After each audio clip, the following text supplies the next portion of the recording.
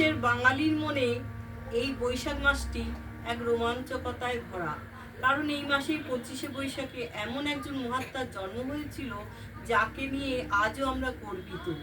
কবিগুরুকে ছাড়া বাংলা সাহিত্য, বাংলা সংস্কৃতি সত্যিই যেন অসম্পূর্ণ। বাঙালি সাহিত্যে শুরু ও শেষ তাকে দিয়েই।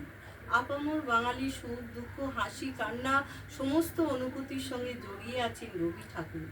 25শে বৈশাখ আমাদের চির নতুন হয়ে ওঠার ডাক দেয়, এবারও দিয়েছে। তথ্যগতভাবে তার লেখা এই গানটি হয়তো শেষ গান।